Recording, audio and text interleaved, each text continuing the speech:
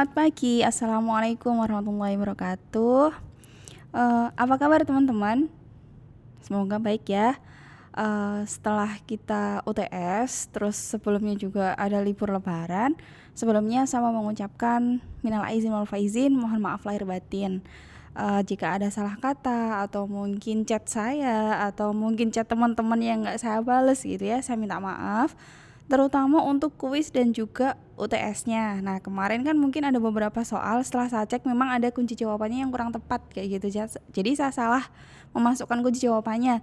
Jadi kalau teman-teman kemarin sudah WA saya, "Oh, Bu, soal yang bagian ini, jawaban menurut saya seperti ini, yang kunci jawabannya seperti ini," misalnya kayak gitu. Nah, udah nanti saya cek, tapi saya mohon maaf lagi. Saya nggak bisa balas satu-satu karena memang banyak banget gitu ya.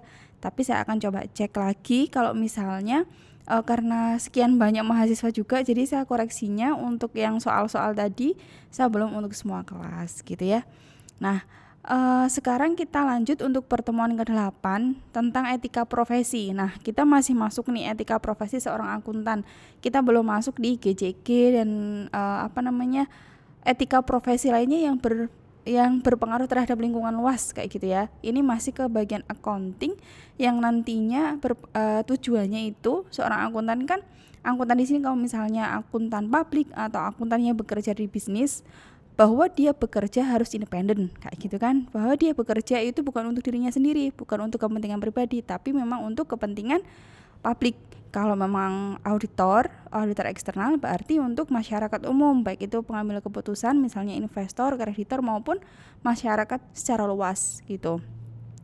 Kalau memang akuntan yang bekerja di bisnis, maka dia tetap menerapkan prinsip-prinsip akuntansi yang sekiranya bisa mendukung operasional perusahaan, kinerja perusahaan untuk menjadi lebih baik lagi kayak gitu ya.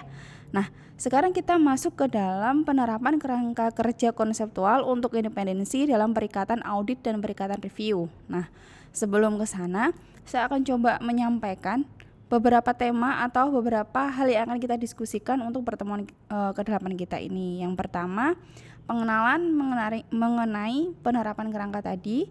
Yang kedua, adanya hadiah dan juga keramah tamahan. Hadiah atau mungkin buah tangan atau mungkin bentuk rasa terima kasih kayak gitu ya, tapi bentuknya hadiah gitu. Terus adanya kepentingan keuangan dan juga pinjaman dan jaminan. Adanya pinjaman biasanya juga melampirkan atau menyertakan jaminan yang bisa menjadi asuransi atas pinjaman yang diberikan atau pinjaman yang diterima oleh perusahaan kayak gitu.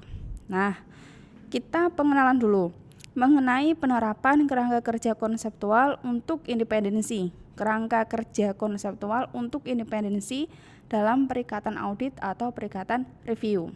Nah, seorang auditor itu memang punya kewajiban, kemarin sudah kita pelajari juga, ada beberapa prinsip dasar etika. Yang kedua, harus menerapkan independensi. Yang ketiga, dia harus bekerja untuk publik. Jadi kepentingan pribadi di sini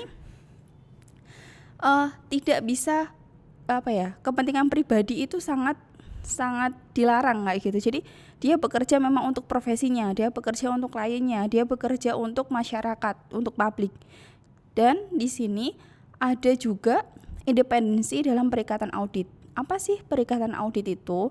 Perikatan audit adalah perjanjian yang dilakukan antara auditor dan juga auditi, antara auditor dan perusahaan atau kliennya. Misal di sini mau berapa lama, terus yang diaudit apa kayak gitu. Itu berarti kalau sudah melakukan itu namanya perikatan audit atau perjanjian audit. Terus yang perikatan review di sini adalah perjanjian atas standar review. Bu, apakah perikatan audit itu nggak ada standarnya? Seorang auditor melakukan audit itu sudah pasti ada standar audit yang harus dia terapkan. Nah, untuk perikatan review di sini berarti perjanjian standar untuk mereview. Contohnya mereview laporan keuangan. Dia bukan mengaudit tapi mereview. Kira-kira laporan keuangan yang dia buat itu udah sesuai standar belum? Kira-kira isinya udah tepat belum? Kira-kira bentuknya udah sesuai belum? Nah, seperti itu. Jadi kalau audit dia mengoreksi secara keseluruhan, misal ada pengeluaran uang 5 juta. mana notanya, dengan pihak mana, kayak gitu. Itu kan diaudit, dikoreksi kayak gitu. Sedangkan kalau perikatan review ini dia lebih ke standarnya, apakah yang diterapkan dalam bentuk laporan keuangan ini sudah sesuai dengan standar atau belum, gitu ya. Nah, di sini seorang auditor dia harus sadar betul bahwa yang dia lakukan itu untuk melindungi kepentingan publik. Seorang akuntan yang bekerja di bisnis, dia harus sadar betul bahwa kepentingannya dia itu tidak boleh didahulukan. Kepentingan pribadi itu tidak boleh didahulukan. Jadi dia harus benar-benar untuk kepentingan perusahaan, kalau memang dia bekerja di bisnis ya, kepentingan perusahaan untuk meningkatkan atau kemajuan perusahaan. Untuk perusahaan supaya lebih baik lagi. Misal saya seorang akuntan di perusahaan. Jadi saya menyusun laporan keuangan sesuai dengan standar. Tujuan saya adalah untuk kemajuan perusahaan, supaya standar laporan keuangan perusahaan itu baik. Bukan untuk saya harus mengerjakan laporan keuangan sesuai kemauan atau permintaan perusahaan nih. Padahal rugi saya sajikan laba. Untuk kepentingan saya pribadi, supaya saya naik gaji, supaya saya dapat bonus, misalnya kayak gitu. Seorang manajer misalnya ya, manajer dia sebagai agennya di perusahaan, terus dia itu supaya dapat bonus, saya harus menyajikan laporan keuangan ini laba, walaupun sebenarnya rugi. Nah itu nggak boleh gitu ya. Yang kedua, seorang auditor dia itu dapat membentuk perikatan audit maupun perikatan review, seperti yang dijelaskan tadi ya sebelum ini ya. Terus akuntan di sini yang dimaksud adalah akuntan individu dalam melayani praktik, melayani publik, dan juga melayani kantornya. Nah, kantornya di sini adalah KAP. Dia ketika bekerja, ketika melakukan audit, dia tidak lepas bahwa dia masih terikat sama KAP-nya. Intinya di sini dia harus tetap menerapkan standar, bukan untuk kepentingan dia sendiri, bukan untuk kepentingan perusahaan, tapi ada tanggung jawab terhadap timnya, ada tanggung jawab terhadap profesinya, ada tanggung jawab terhadap kantornya. Kayak gitu ya. Jadi dia sadar betul bahwa ya aku bekerja punya standar, aku bekerja punya tanggung jawab terhadap profesiku, terhadap timku, terhadap kantorku, kayak gitu ya. Terus sistem pengendaliannya di sini, standar penjaminan mutunya di sini, seorang KAP itu ketika dia mau berdiri atau auditor mau melaksanakan audit, itu pasti sudah ada ketetapan kebijakannya. Seorang audit kan sudah ada standarnya nih, dan sudah ada prosedur menjalankan audit seperti apa. Nah, cara menjalankan audit seperti apa bisa dipelajari nanti di mata kuliah audit di semester selanjutnya. Nah, untuk memberikan fungsi dari menetapkan kebijakan sekaligus menjalankan proses audit atau menjalankan proses akuntansi sesuai dengan prosedur fungsinya untuk memberikan keyakinan bahwa apa yang dia kerjakan ini sudah benar-benar sesuai dengan fakta yang telah saya temukan, kayak gitu ya. Terus yang selanjutnya, seorang akuntan itu bertanggung jawab atas kepatuhan terhadap ketentuan yang berlaku untuk aktivitas, untuk kepentingan atau hubungan dari akuntan yang berpraktik melayani publik. Kepentingan di sini adalah kepentingan publik ya, jadi bukan kepentingan pribadi.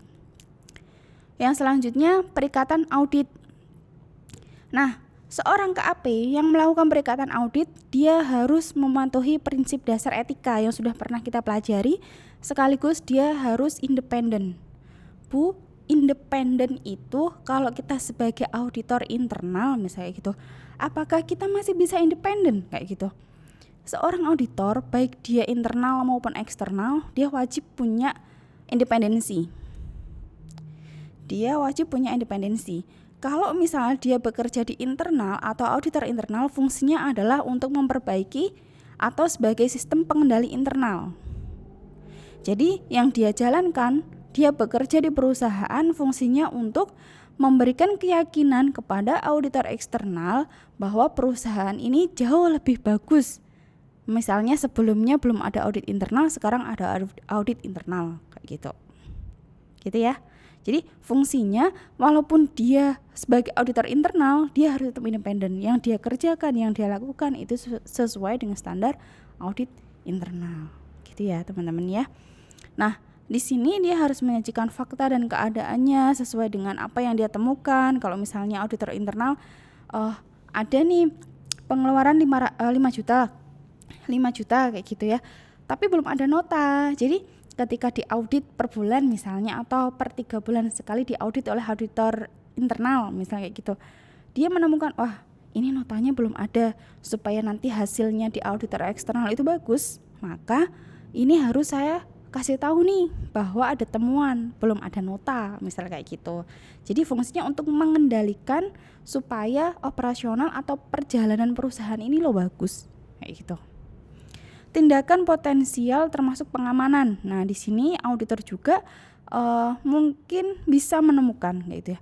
Potensi apa yang kecurangan apa yang mungkin akan timbul kayak gitu, sekaligus pengamanannya seperti apa. Kayak tadi 5 juta nggak ada nota, ini bisa diselewengkan nih, jangan-jangan 5 juta masuk kantong pribadi misalnya kayak gitu, sehingga perlu diamankan. Caranya gimana? Diminta notanya. Kalau nggak bisa memberikan nota, kemarin transaksi sama siapa, transaksinya dilacak, oh nggak bisa ditemukan, berarti untuk kedepannya beberapa situasi yang mungkin ancaman tidak dapat dihindari nih, tidak dapat dihindari, untuk yang ketiga ya, tidak dapat dihindari, maka harus diturunkan pada level terendah. Oke, kalau memang nggak bisa ditemukan 5 jutanya, cuma bisa ditemukan 2 juta, ya sudah, 3 jutanya ini memang nggak ada nota sama sekali, ya mau nggak mau disajikan sesuai fakta. Tapi untuk kedepannya alangkah baiknya setiap kali transaksi itu tetap ada bukti transaksinya, misalnya seperti itu. Itu salah satu fungsi dari auditor internal. Auditor eksternalnya seperti apa? Misalnya ketika melakukan audit kayak gitu ya, ketika melakukan audit ternyata ada temuan nih, yang kayak tadi juga, ketika dilacak ketemunya cuma 2 juta, yang 3 jutanya mana? Auditor eksternal bisa memberikan masukan bahwa itu di catatan ya, bukan di hasil audit laporannya, di catatannya atau lampirannya audit, bisa disampaikan juga secara lisan kepada manajemen bahwa ada uang yang selanjutnya, untuk transaksi selanjutnya setiap kali ada transaksi maka harus ada bukti transaksi, misalnya seperti itu juga bisa dilakukan oleh auditor eksternal. Nah, selanjutnya hadiah dan keramah tamahan. Nah, ini hadiah nih. Kita pribadi lah ya, sebelum kita ngomongin sebagai profesi apa gitu ya. Nah, kita itu paling seneng lah kalau misalnya dapat hadiah gitu kan. Hadiah, kadang kita tuh nggak melihat hadiahnya apa-apa, yang penting ada orang yang ngasih kita hadiah, itu biasanya buat kita, oh si A ini care loh sama aku, dia tuh ngasih hadiah ini loh sama aku, sebenarnya aku tuh nggak butuh tapi dia peduli sama aku gitu kan, misalnya ada kayak gitu. Itu kan membuat kita itu kayak mungkin lebih kayak lebih dekat sama dia, lebih lebih ramah sama dia, atau mungkin ada rasa lebih lah. Rasa lebih itu misalnya bukan rasa lebih yang kayak gimana gitu ya, terserah, pokoknya rasa lebih lah gitu kan dibanding teman-teman yang lainnya. Nah, yang seperti itu jika auditor dapatkan, dikhawatirkan akan mengganggu independensinya. Nah, kita balik lagi mengenai hadiah. Seorang KAP wajib, untuk prinsipnya pertama kali dia wajib mentaati prinsip dasar etika, harus independen.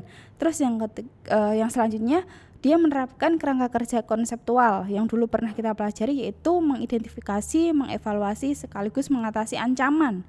Nah, ketika seorang auditor itu menerima hadiah dan keramah tamahan, misalnya di sini ada hadiah terus keramah tamahan itu misal dapat jamuan apa gitu ya, jadi bentuknya bukan kado lagi, tapi ketika dia datang itu wah makanan satu meja penuh, semua menu ada, dari ujung utara sampai ujung selatan semua masakan Indonesia itu ada, misalnya kayak gitu ya.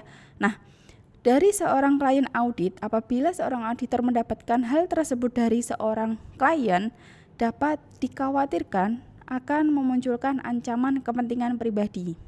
Nah, kepentingan kedekatan ataupun bisa menimbulkan intimidasi. Nah, kemarin kan udah dapat transferan 100 juta nih. Masa untuk hasil audit aja nggak bisa untuk dimanipulasi misalnya, nggak bisa dipercantik kayak gitu. Nah, ya udah, kalau memang nggak bisa dipercantik dan harus menyajikan sesuai fakta, kembalikan aja 100 jutanya, atau mungkin dia dapat ancaman lainnya. Nah, seorang auditor diharapkan tidak menerima hadiah ataupun menerima keramah tamahan dari seorang klien supaya independensinya dia tetap terjaga kayak gitu. Namun ada syarat juga apabila kado yang dia terima atau hadiah atau keramah tamahan yang dia terima itu kecil dan tidak memberikan dampak terhadap independensinya dia, tidak mempengaruhi dari pendapat dia, bukan pendapatan ya, tapi pendapat seorang auditor, maka itu diperbolehkan. Contoh, saya sebagai seorang auditor di perusahaan, terus saya itu dapat jatah sarapan pagi, makan siang kayak gitu ya, atau mungkin makan siang lah, sarapan paginya udah di rumah nih, sore udah pulang, jadi saya dapatnya makan siang aja. Nah, makan siang ini ya udah ala kadarnya aja, maksudnya tuh nggak jamuan yang mewah atau apa, tapi ya semua karyawan dapat hal tersebut karena seorang auditor ini dianggap sedang bekerja di perusahaan, masa sih nggak dapat makan siang misalnya kayak gitu. Ya udah dapat makan siang, dan itu wajar untuk semuanya sih, sekedar makan siang aja gitu, bukan bareng-bareng harus di meja makan rame-rame di restoran yang mewah kayak gitu, enggak, tapi misal dapat nasi kotak kayak gitu. Jadi kalau misalnya itu kecil dan tidak berpengaruh terhadap independensinya, maka itu diperbolehkan gitu ya. Nah, jika KAP, jaringan KAP ataupun anggota tim menerima atau menawar bujukan hal tersebut, ditakutkan memang untuk akan mempengaruhi independensinya sehingga dia tidak bekerja sesuai dengan standar gitu ya. Nah, sekarang adalah kepentingan keuangan. Nah, ini yang bahaya ya. Kalau misalnya saya seorang auditor, hasilnya memang tidak wajar, tapi saya punya kepentingan keuangan di sana. Saya punya Pak, ini bisa loh saya percantik laporannya, hasil audit saya. Tapi bisa nggak disiapkan data A, data B, data C yang sekiranya misal tadi ya 5 juta ini nggak ada nota sama sekali, nggak ada bukti transaksi sama sekali, bisa nggak dibuatkan dengan pihak A, B, C sana sini dan lain-lain misalnya kayak gitu, bisa nggak dibuatkan kayak gitu. Terus bisa nggak kalau misalnya laba ini yang awalnya tuh labanya cuma 1 miliar dibuat 2 miliar kayak gitu. Saya juga bisa memanipulasi, misalnya labanya entah saya dengan cara laba ini meningkat, saya akui penjualan aset kan, laba itu bisa meningkat dari operasional dan operasional. Misalnya penjualan aset ini seharusnya seharga 100 juta tapi saya bisa jual 150 juta, itu kan ada laba dari non operasional gitu kan sebesar 50 juta. Oh iya, saya bisa akui di situ juga sih, itu bisa dipercantik juga sih, tapi harus ada tambahan fee misalnya kayak gitu ya, tapi dengan bahasa halus kayak gimana lah misalnya gitu. Itu juga dikhawatirkan akan mengganggu independensinya dia udah nggak independen, bisa dikatakan udah tidak independen lagi kayak gitu kan, karena ada kepentingan keuangan untuk pribadi dia sendiri kayak gitu. Nah, di sini seperti yang lainnya juga, kita harus sadar betul bahwa seorang akuntan publik maupun akuntan yang bekerja di bisnis, dia itu harus menerapkan dasar etika, harus independen, harus menerapkan kerangka kerja konseptual yang fungsinya adalah mengidentifikasi, mengevaluasi, sekaligus mengatasi ancaman yang mungkin akan terjadi gitu. Nah, di sini memiliki kepentingan keuangan pada klien audit dapat memunculkan ancaman kepentingan pribadi.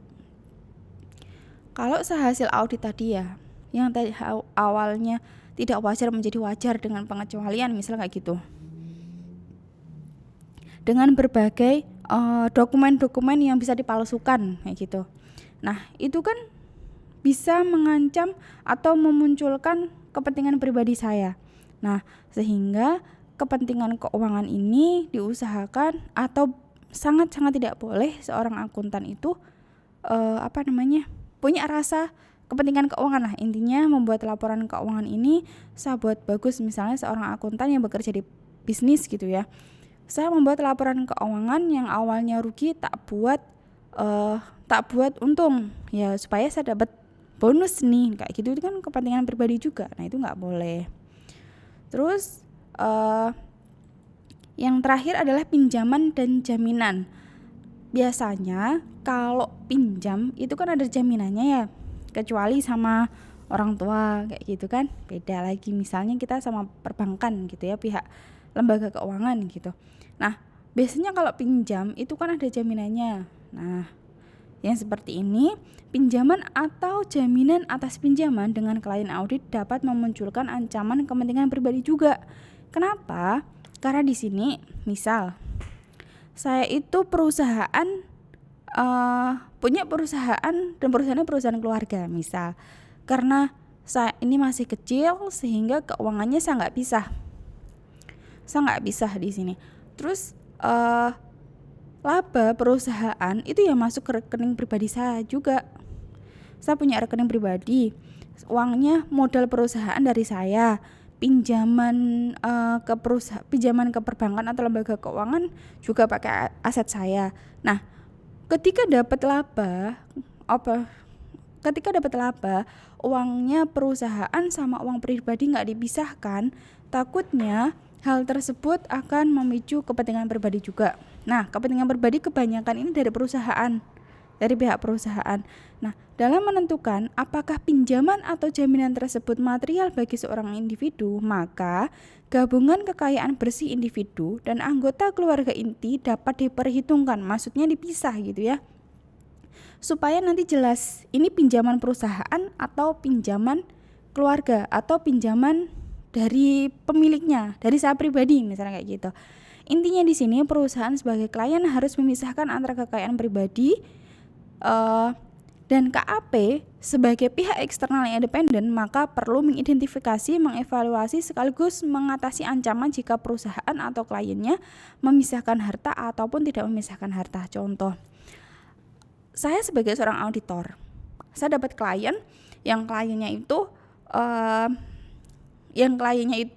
punya perusahaan yang hartanya tidak dipisah.